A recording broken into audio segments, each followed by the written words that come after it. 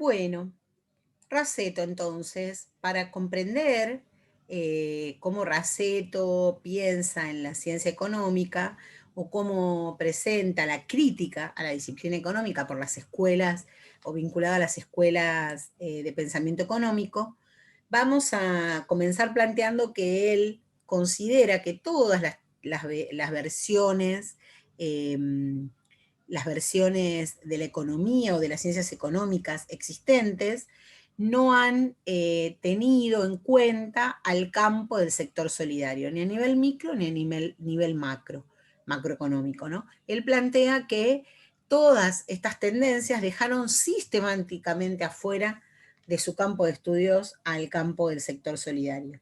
Entonces él, de alguna manera, quiere plasmar o plantear que para poder pensar las actividades de la economía solidaria hay que elaborar nuevos conceptos y reelaborar otros que, que muchos economistas han propuesto casi al margen de la disciplina científica que plantean, porque la disciplina científica no lo incorpora. ¿Sí? Bien. Entonces, Raceto nos va a presentar, esperen que se traba un poquito el cursor, ahí va, a ver, bien. Entonces, lo que investiga Raceto es comprender en qué medida las relaciones y actividades de la economía solidaria impactan en la ciencia económica, llevándola a una reformulación de su estructura conceptual, o sea, incorporar nuevos conceptos que puedan explicar relaciones y actividades diferentes. Para tal comprensión son oportunas algunas reflexiones sobre la historia y las características de la disciplina económica. ¿Sí? Entonces, primeramente, nos hace una primera introducción a plantear cómo nace la economía como ciencia, y ahí, bueno, nos manifiesta que nace con los clásicos y sus precursores, como los mercantilistas o los fisiócratas, eh, han partido de un interrogante eh, que se entendió todavía como una cuestión de tipo filosófico, y es en qué consiste la riqueza y cuál es su naturaleza última y esencial. Entonces, este problema económico que los clásicos plantearon tiene una respuesta que dan ellos desde su perspectiva y abre un campo de reflexión que al que se le puede atribuir un carácter científico, ¿no? Se puede pensar en cómo responder a esto a través de un estudio sistemático sobre esto. Entonces, la economía como ciencia nace con el descubrimiento de que la riqueza no va a consistir ni en el oro, ni en la plata, ni en la tierra, sino que es el producto del trabajo humano. ¿Mm? Entonces, al ser el producto al ser la riqueza el producto del trabajo humano, entonces vamos a estudiar al trabajo como fuente de riqueza y se va a percibir esto, que el trabajo es quien otorga valor económico a los bienes y servicios y factores con que son satisfechas las necesidades de una población o las necesidades humanas. ¿Mm? Entonces la economía, de esta manera, se va a configurar como una ciencia social y política, cuyo objeto propio es el orden social, ¿sí? Busca ordenar el sistema de actividades y relaciones económicas, políticas y culturales de una sociedad, que está integrada por clases y grupos sociales. En sus orígenes, la ciencia de la economía, o también llamada economía política, es una ciencia del Estado, y no solo en el sentido de que el Estado interviene en el sistema económico y lo regula, sino en que es el Estado el que construye y mantiene el orden social, y de alguna manera es el verdadero constructor del mercado, es quien garantiza la posibilidad de funcionamiento del Estado. Entonces esto contradice las creencias económicas más arraigadas, vinculadas a que el Estado y el mercado deben estar separados, y que por esto, para que esto tuviera fuerza, para que creyéramos que esto es así, operaron mecanismos de ocultamiento ideológico de las funciones sociales y políticas eh, de la economía, ¿no? O sea, Raceto acusa a que se ocultó ideológicamente las funciones de la economía. Bueno, aquí él plantea que la economía, que podemos analizar este aspecto con las diferentes fases de la economía, y plantea como la primera fase que va a estudiar, que es la fase liberal, la fase del liberalismo. ¿Qué es el liberalismo? Él dice que es el programa político de un grupo social emergente a posiciones estatales dominantes que se propone reestructurar la sociedad subordinando el trabajo al capital y la agricultura a la industria y poniendo el poder estatal al servicio de sus intereses. ¿Qué quiere decir con esto? Quiere decir que el liberalismo eh, empieza a pensar que es más importante el capital que el trabajo humano, o quiere representarnos, hacernos creer esto, que, que la industria es más importante que la agricultura, y que el poder estatal tiene que estar al servicio de algunos. En realidad dicen que no tiene que estar al servicio de nadie, pero por debajo está de acuerdo a sus intereses. Entonces plantean que el Estado no debe intervenir en la economía, que solo debe garantizar o tutelar el derecho de propiedad, porque esto nos asegura el funcionamiento del capitalismo, y asegurar el libre juego de las fuerzas del mercado. Entonces, de alguna manera, en el liberalismo se plantea que el Estado, el mercado, perdón, es, es una construcción natural que se va dando con con el propio funcionamiento de la economía. Raceto dice, esto no fue espontáneo, fue presentado como la construcción de un orden económico natural, pero si lo tuve que construir, no es natural.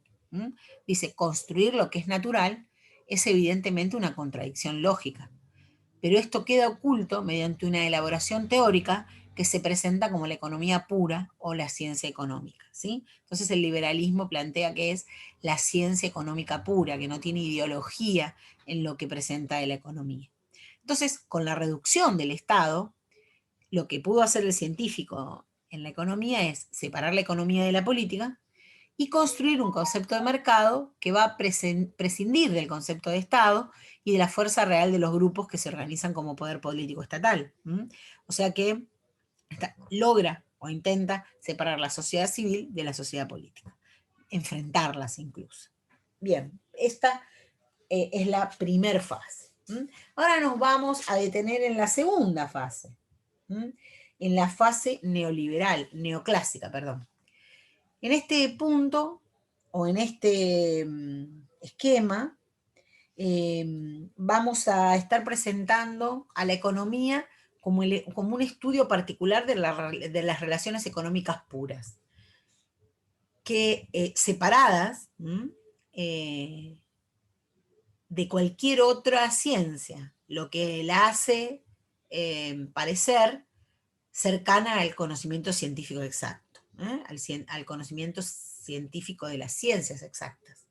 En esta fase se va a intentar desvincular a la economía de la filosofía, y va a adoptar formas que están vinculadas a las ciencias naturales. Algo así como que estudiamos economía tal como estudiamos un ratón en un laboratorio, ¿sí? La diferencia aquí es que cuando como científico estudio un ratón, el científico es el que observa, el observador, y el ratón es el observado. Cuando estudiamos economía, el economista es a su vez observador y observado, porque él es parte del sistema económico en que estudia, ¿sí? Entonces, en este momento es donde se manifiestan algunas características que conocemos de la ciencia económica, que se puede sintetizar en estos cuatro aspectos. Primero, se busca explicar los fenómenos y los procesos económicos a través de la formulación de leyes, ley de Say, ley de oferta y demanda, etc. ¿sí? Y esas leyes toman la forma de causales, lo que va a suponer que su objeto de estudio funciona y se desarrolla automáticamente y repetitivamente, que siempre pasa lo mismo ante tal hecho. Segunda cosa, segundo aspecto, es que se construye un nexo entre los tres elementos básicos de la ciencia, el método, los datos y la teoría, similar a las ciencias naturales, y esto conduce entonces a simplificar los fenómenos económicos y sociales, diciendo, si usamos tal método, con estos datos, surge o pasa tal efecto, por eso podemos desarrollar esta teoría. Y se desconoce entonces la característica social del comportamiento de las personas, que no siempre van a responder de la misma manera. Tercer aspecto, hay una fuerte tendencia a explicar todo con los números, con la matemática. Decimos la matematización del conocimiento económico. Y la creencia de que solo es científico y verdadero aquello que se demuestra matemáticamente. Todo lo demás pasa a un segundo plano de la ciencia, como una ciencia de segunda. Y el cuarto aspecto, se refuerza la tendencia a separar los niveles de la realidad como campos, ¿sí? Entonces, lo político se estudia por un lado, lo social por otro, lo económico, lo cultural, todo por separado, ¿sí? Entonces, en este punto, la economía ya no va a tener como centro de estudio el trabajo, la riqueza, sino que va a tener como centro de estudio al mercado. Y ese mercado se configura en una época histórica particular. O sea, estudiaron un mercado en un momento histórico que realmente era así, pero lo que hicieron es repetir ese tipo de mercado que fue característico de una época, lo teorizaron como absoluto y universal, como que ese mercado, perdón, va a estar siempre, va a ser siempre igual, se va a comportar siempre de la misma manera. Entonces, ya no se trata del movimiento teórico por el libre cambio, como planteaba la primera fase, sino de la realización práctica, la organización y la administración que se impone y generaliza como un mercado capitalista de concurrencia. Decimos de concurrencia porque se repite siempre de la misma manera. Cuestión que Raceto dice que es falso, que los mercados cambian como cambia la sociedad. Y siguen entonces las inconsistencias en esta ciencia económica según la perspectiva de Raceto, porque se nos dice desde los neoclásicos que en este mercado operan infinitos arbitrios individuales, o sea, operan infinitas voluntades individuales, y el conjunto se mueve y se mueve y es causado, ¿no? Es generado por decisiones y actividades independientes que se van a entrelazar e influenciar recíprocamente. O sea, nada más distinto esto que la imagen de un sistema cuyos mecanismos funcionan con regularidad y automatismo. ¿Cómo es posible que si definimos que el mercado es una masa de actividades independientes que se entrelazan y se influencian entre sí, cómo podemos creer que el mercado es ordenado? O sea, nada más distinto que ordenado que esa definición. Por eso Raceto se pregunta, ¿cómo es que una multitud de actividades y decisiones independientes y libres es reducida a unidad y coherencia y el mercado no solo se desenvuelve inorgánica, sino ordenadamente? Raceto dice, aquí hay una falsedad. Nos están vendiendo un mercado que no es real. ¿Sí? ¿Qué son las leyes económicas, las que están o operan en la explicación de la economía neoclásica? Bueno, son expresiones abstractas de situaciones observables en el mercado. O sea, que están pautando los comportamientos y las acciones de los sujetos que constituyen un momento económico de forma regular. Entonces, por eso las leyes y los automatismos de mercado se instauran y funcionan cuando las decisiones y las actividades de los distintos sujetos económicos y sociales se desenvuelven de acuerdo a los comportamientos que son predecibles. Entonces, Raceto dice, entonces, si hay una regulación espontánea, como si funcionase bajo una conducción objetiva e independiente, quiere decir que no es tan libre ese mercado, ¿sí? Porque si siempre responden de la misma manera, nada más lejano que la decisión la decisión de libertad, que he decidido con libertad. Aquí en todos estos puntos Raceto nos quiere marcar que hay un ocultamiento ideológico, ¿sí? Porque lo que en realidad sucede en el mercado es que determinados grupos sociales homogéneos han introducido un cierto comportamiento económico al que le llaman racional. ¿m? Una lógica de acción que es adoptada o impuesta al resto de los individuos o grupos. Si estos grupos dirigentes, quienes poniendo en práctica iniciativas individuales basadas en un cálculo individual o en un interés individual, regulan y coordinan el mercado, predominan el sistema de relaciones de fuerzas sociales y subordinan y funcionalizan a los demás sectores y sujetos de la sociedad.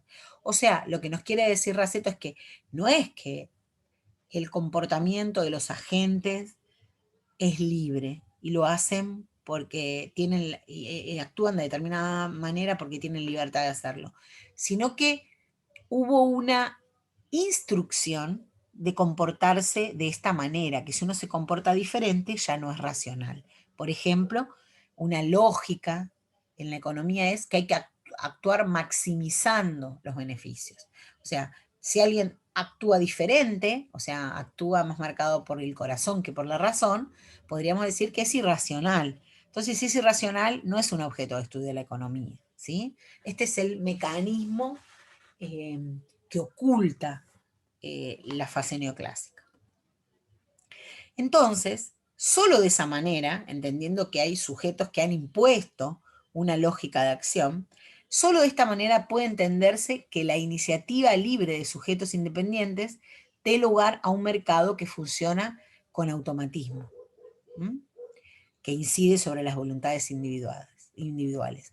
Porque estas iniciativas han sido conformadas y homogeneizadas según un modelo de comportamiento único pero a la vez extraordinariamente simple, que es cada uno y todos persiguiendo lo mismo, la ganancia, mediante un idéntico modo de actuar, la racionalidad capitalista.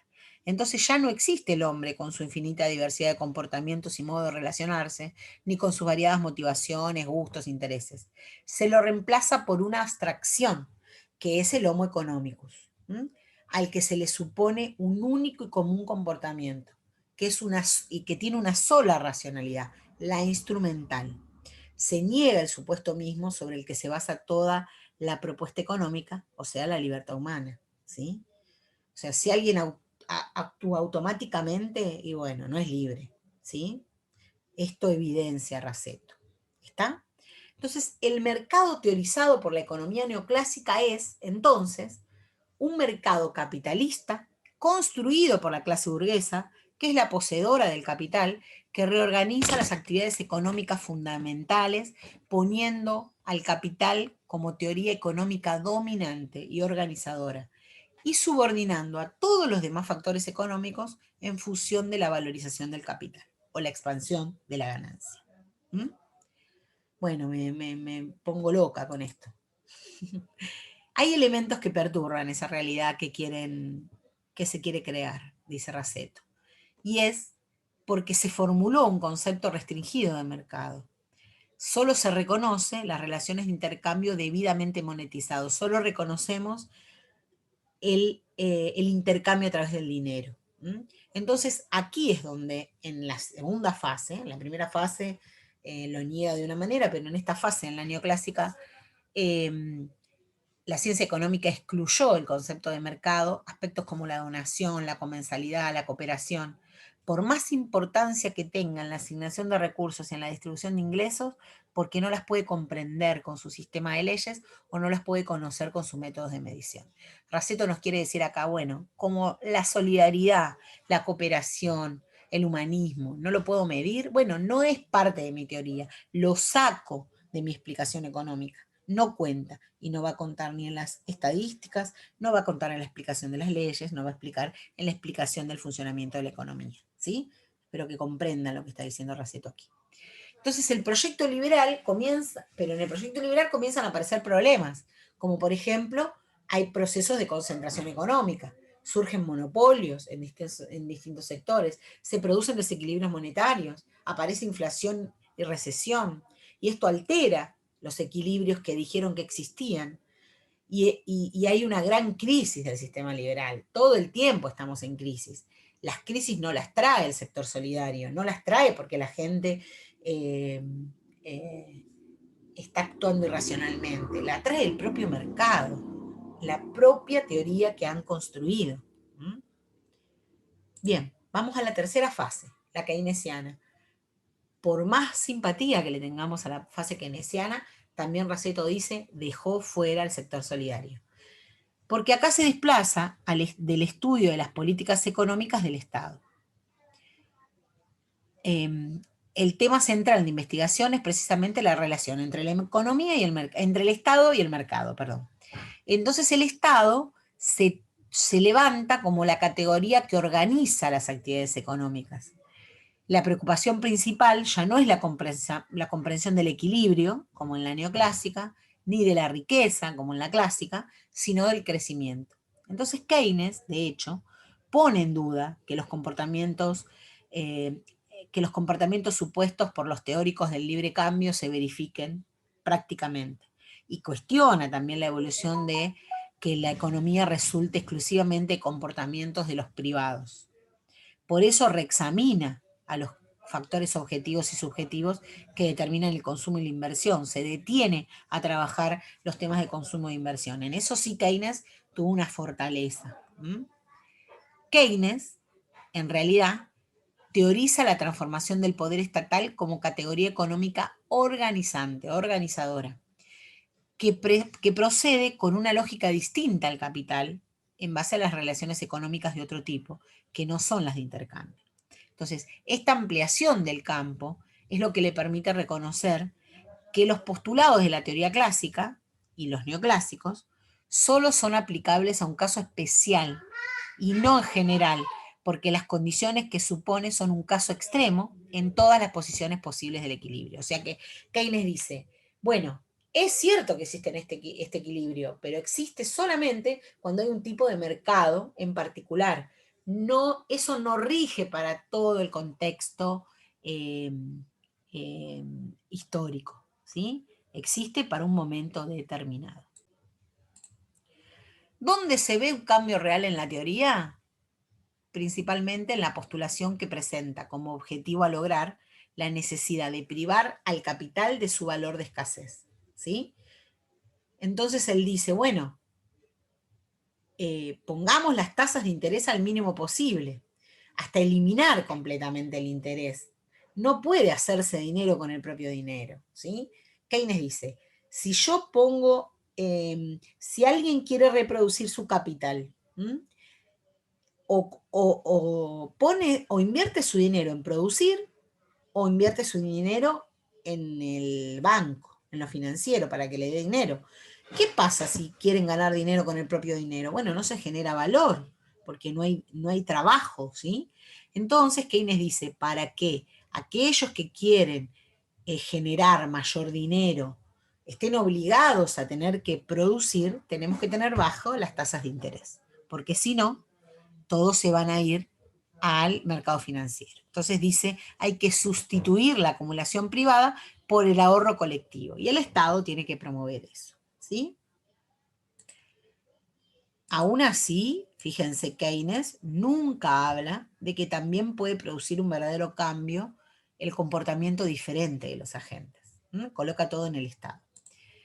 La corriente marxista, que es la siguiente corriente, lo primero que plantea es, por supuesto, la historicidad y caducidad del mercado y de los automatismos del capitalismo de concurrencia. Marx entiende perfectamente que ese mercado que teorizan los neoclásicos fue de un momento histórico particular y no va a ser así siempre.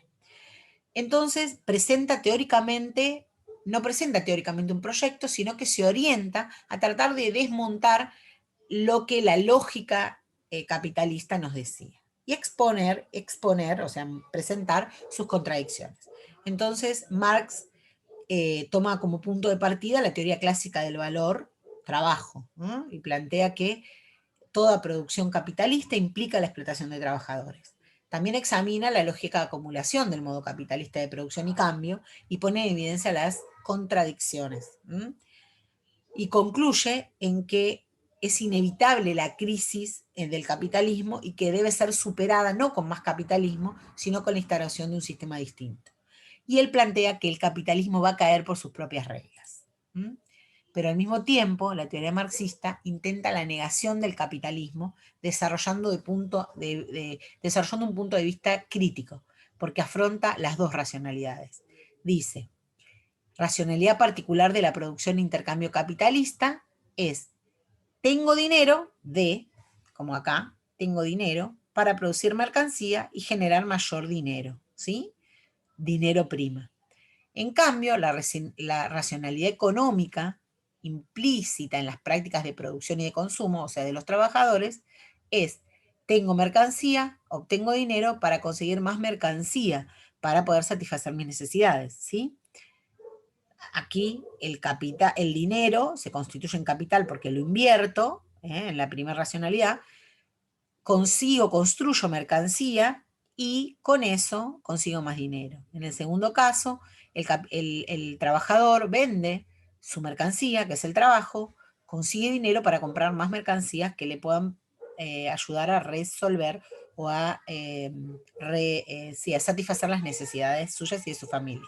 Entonces, esta diferencia de conducta y de motivos entre el capitalista y el obrero no tiene nada que ver con la naturaleza humana. Proviene de la diferencia entre dinero, mercancía, dinero prima, y mercancía, dinero, mercancía prima. Es decir, que hay circunstancias objetivas que le colocan a estas personas o a estas clases de forma antagónicas o enfrentadas, ¿sí? Entonces, la parte propositiva del marxismo en lo económico, que se conecta con la crítica de la economía política, se reduce a una genérica afirmación de la necesidad de expropiar a los expropiadores para fundar una economía que no explote al trabajo, sin propiedad privada, sin dinero, sin Estado y perfectamente socializada. De aquí la característica que se le asigna a Marx y el socialismo. Entonces Marx refuerza la idea de la superestructura del Estado, que refleja relaciones de dominación, y evidenció también teóricamente la pretensión del capitalismo de constituir un orden económico natural, lo mismo que él le planteábamos a los neoclásicos.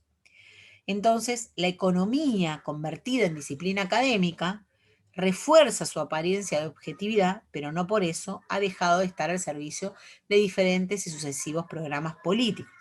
En tal caso, tal vez más evidente lo constituye el pensamiento económico neoliberal, que desarrolló muchas teorías que se nota claramente que no está adecuada a los procesos, pero lo que está planteando Raceto es que todas las teorías han dejado fuera este campo. Entonces es importante recordar que en la economía real se combinan racionalidades diferentes. Las concepciones económicas que las teorizan encuentran siempre elementos empíricos y prácticos en los que apoyarse y fuerzas económicas reales que se apoyan en ellas para promover sus intereses e impulsar la expansión de aquella racionalidad que les es propia. Entonces los debates económicos van a tender en consecuencia a politizarse y los economistas, sin abandonar la pretensión de hacer ciencia exacta, objetiva y universal, se encuentran subordinados en la práctica. Y como ingenieros comerciales, dice Raceto, se convierten en gestores de programas macroeconómicos o en administradores de empresas, como yo. ¿Vieron? Las teorías entonces que vimos no consideraron ni incorporaron conceptualmente en sus modelos teóricos aquellos comportamientos que desarrollan los grupos o sectores sociales con categorías económicas distintas del capital, o más exactamente al considerar estos factores lo han hecho solo en cuanto se mantienen bajo la organización del capital y del Estado. O sea, cuando dan lugar a comportamientos subordinados a las racionalidades capitalistas o estatistas. No pueden pensar el campo de la organización popular, ¿sí? Entonces, él dice, las relaciones de cooperación, de donación o de distintas formas de economía solidaria no han dejado de estar presentes en toda esta historia económica y a menudo significativamente en el mercado, pero el predominio de la economía capitalista y de la economía regulada han sido tales que han subordinado a todas las demás actividades y relaciones económicas que modelos teóricos que desconocen estas modalidades alternativas han tenido cierta efectiva capacidad interpretativa y de conducción de los procesos y tendencias económicos globales que lo han ocultado, ¿sí? Entonces, el Estado como organizador no ha sido suficientemente estudiado.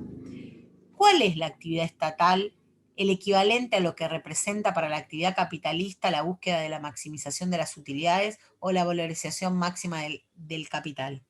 Según diversas teorías, sería el pleno empleo o la maximización del crecimiento nacional, que es medido por el ingreso bruto. Para otros puede ser la justa distribución de los ingresos. Para otros el objetivo puede ser el óptimo de Pareto. ¿Sí? ¿Ven?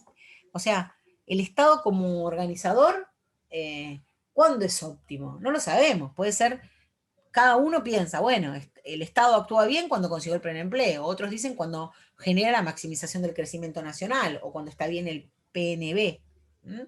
O otros cuando hay una justa distribución de ingresos, dando a cada uno según su trabajo o según sus necesidades. Bueno, cada uno va a encontrar un óptimo de estado diferente, según su teoría.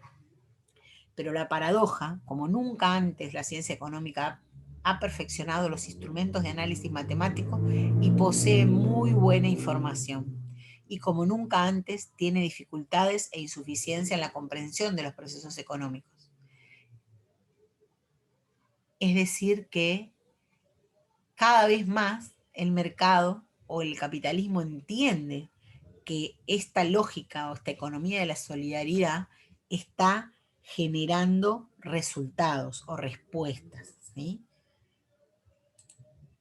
La hipótesis de Raceto es que la expansión de la economía de la solidaridad en tamaño y calidad puede constituir una respuesta eficaz a distintos problemas críticos que enfrentan las economías contemporáneas y en consecuencia que recuperar para la teoría los comportamientos solidarios y las formas económicas no capitalistas y no estatales puede significar un paso decisivo en superar las crisis de la ciencia económica, de manera similar a como lo hizo antes la recuperación teórica de la economía regulada, la de Keynes, o de las formas de economía pública. Entonces el desafío es comprender las articulaciones que se establecen entre las distintas racionalidades que operan en el mercado, eh, y en particular entre la economía de intercambios, la economía regulada y la economía solidaria. Es decir, estos tres círculos que están aquí pueden representarnos la economía privada, la economía privada, la economía estatal y la economía solidaria. Y estas tres tienen que tener un equilibrio y tienen que ser claramente desarrolladas en las sociedades para que esto funcione bien. Bueno, hasta aquí Raceto, espero que se haya entendido. Charlamos con más tranquilidad en la clase.